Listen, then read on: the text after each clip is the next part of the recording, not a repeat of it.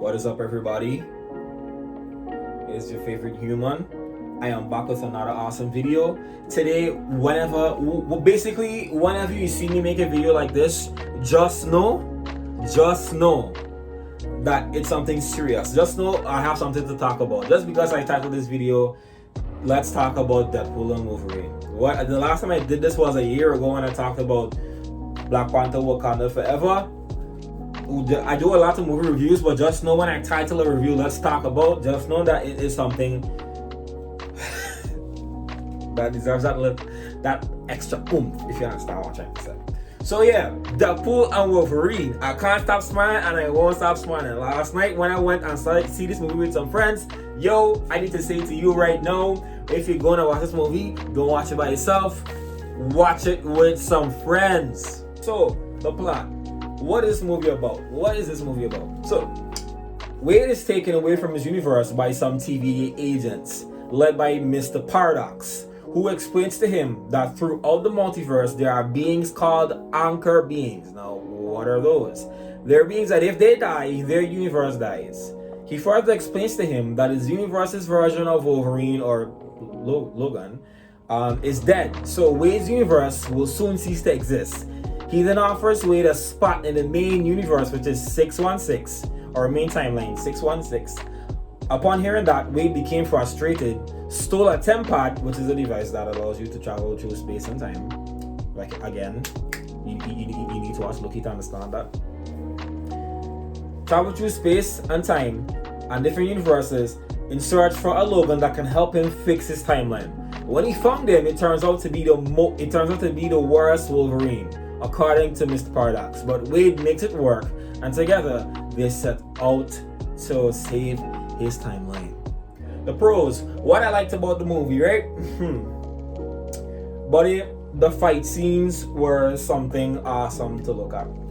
Was a spectacle. The visual effects, the CGI they used, the blood, the gore. What they have shown, how they fought, the way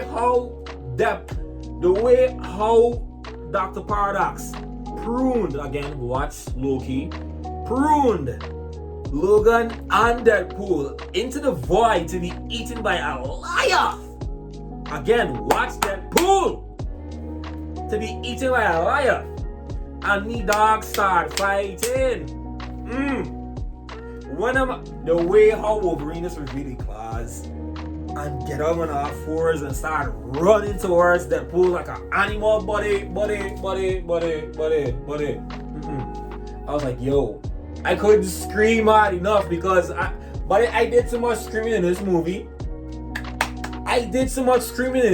That I couldn't barely talk for the rest of the film, buddy. I got my voice back when I came home. I was like, damn. Anyways, the fight scenes, I love the fight scenes. They were well choreographed. They were bloody. They were gory. I love it so much.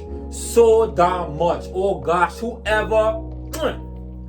Chef's kiss to everybody out there that was involved in making the fight scenes. What they were and how they looked and everything. Perfect, right? Perfect. Second thing on the agenda for the pros. The intro for the movie. But I'm gonna try my best, Marco. I beg you. Disney, I beg you. Don't take the video down. I'm gonna show GIFs, I'm gonna show pictures. But please, the intro for this movie, buddy. Oh gosh, the way how the intro was fire. That hooked me. That hooked me, buddy. That intro hooked me right away. The intro hooked me, buddy. Hey. So this is the movie has a lot of highlights, but I'm telling you, this is what I'm about to talk about right now. Is the highlights of the movie, the characters. I wouldn't even call these cameos. When Deadpool and Wolverine were thrown into the void, and they done fighting, and these people were surrounding them to fight them, to bring them to my baby girl I'm gonna talk to. I got 2 baby girls in this movie, and I'm gonna tell you about all 2 of them. But just now, right? Just now. Somebody saved them, or tried to save them, I should say, and failed hilariously. a hooded figure, a man wearing a hood, came down and said, "Don't worry, I get this. Y'all step back." Man said, "Wait, who you think is this here?" And he pulled out the hood and he sees Chris freaking Evans. I was like, "Yo! Captain America's back? Captain America's back? What?" And the man said, then he pulled out the hood and he said that everybody in the theater, was like, "Yo! Yo!" I was like, "Yo, y'all bring it back? But how? I like it, but how? Explain. Anyways, my Deadpool came up in front of him and beside him and said, "You know what? He can say it. I can't believe on Wolverine behind his side." He said, "What are you talking about? We're going down now." Said what he said. Then Deadpool said, "Avengers!" And then Chris Evans and Thomas said, "Flame on!" I was like, "Yo! Hey!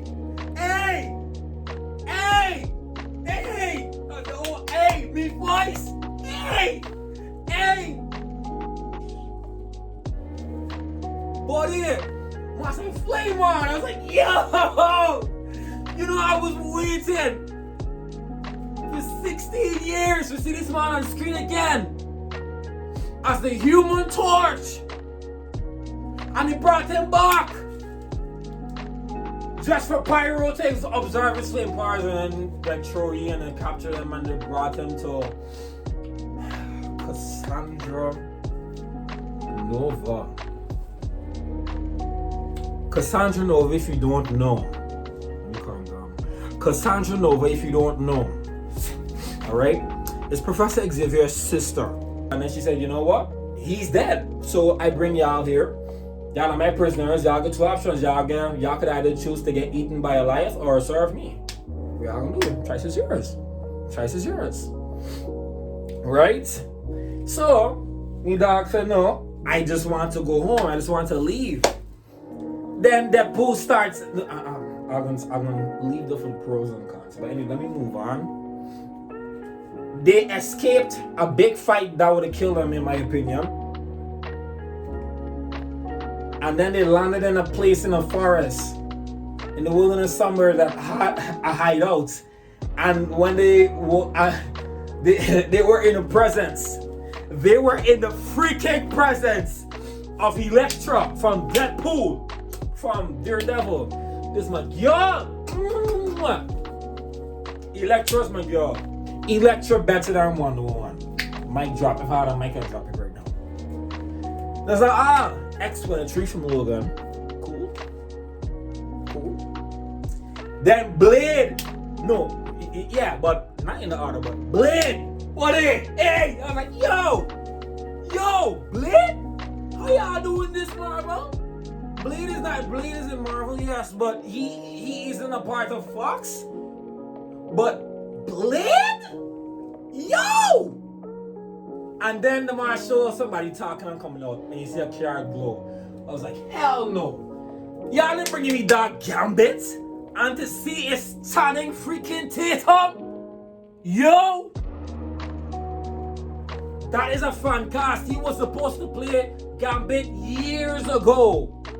But due to timing and issues and stuff, he didn't get through. But now we meet that get through. But me that get through.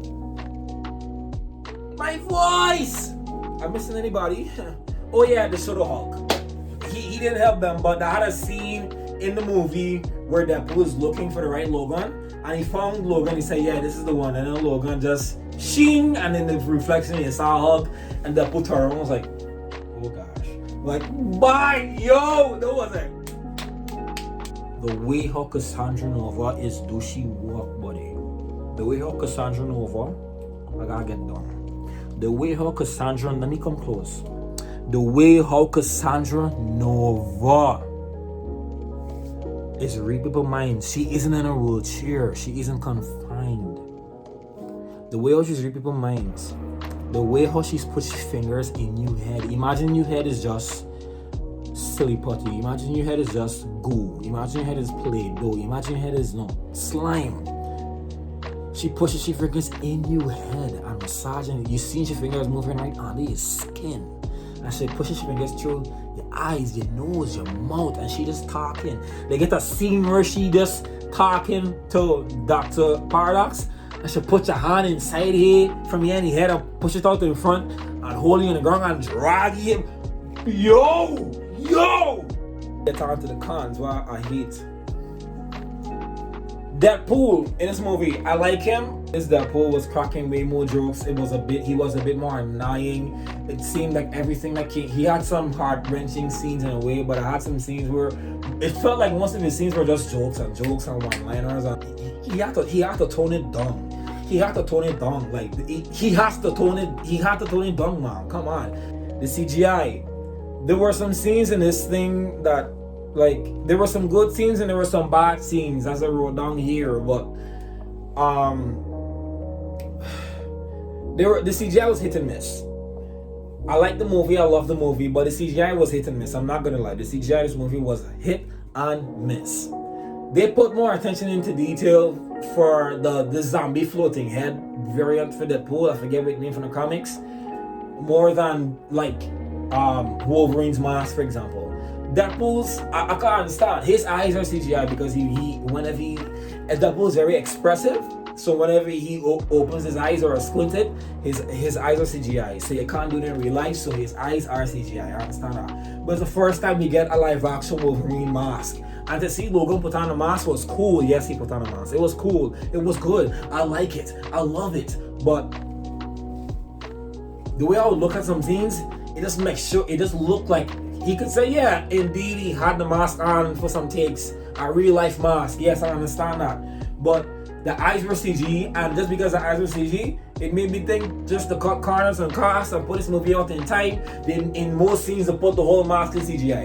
They had a scene where Deadpool and Wolverine were fighting in a bus, and they jump out the bus from behind, like jump out and break the glass. And then Wolverine jump out and land and hit his signature pose like this, and it was like this over and over like this, hitting the default pose like a video game character. My voice, I could tell this scene was CGI. They didn't even switch. As soon as he jumped on the bus, it was CGI. Like do a camera pan like this, and he jumped on and it was like this. I could see the CGI. I was like, yo, the villain isn't villainous enough. Isn't villainy enough. Cassandra, she's the main villain. I love her to death. She isn't villainous enough, and I didn't like it. They could have done more with the character. She's cool, she's sexy, she's diabolical, like that's it. But at the same time, she could have done more. She could have done more. They could have done more with the character. She wasn't villainous enough. Like she could have put up more of a fight. I would have loved to see a more extended fight of that between her, Deadpool, and Wolverine. So in conclusion, right? This is the end. In conclusion, this is a good movie. I like it. In my opinion, it's the weakest story compared to the last two Deadpool movies. But not because it has a weak story doesn't mean that, it's a bad movie. It's not a bad movie. It's not a bad movie. We can get to the reason. It's not a bad movie. I enjoyed the movie more. And this is a good point. I would have enjoyed the movie more if I watched before this. If I would have watched every X-Men movie in chronological order, and then every Deadpool movie, and then watch this. But I did not. I just went in willy-nilly and just do it and just watch it. So I was like, But I would have enjoyed it more because they dropped some things and they showed some flashbacks, and I was like, is that I slept through this? Is that I slept through those movies, those past movies, the X-Men or Deadpool, or I didn't watch it all? So, but for me, I give the movie a solid 4.8 out of 5. I love the movie. It's a good movie. It's a fun to watch movie. It's a fun film. It's not a family film. It is not a family film. Don't bring your kids. Don't bring your kids. Yeah, it's a fun movie, and the last note here, it's a fun watch, and it will leave you at the edge of the seat. It will leave you at the edge of your seat in awe and in laughter. At the end of the day, it's a double movie, and it's all about laughter. A solid 4.8 out of 5. I love this movie. I like it. I love it. Thank you guys so much for taking the time out of your busy day to watch this video. That is all for now, and this is Ray signing out. See you guys in another awesome video.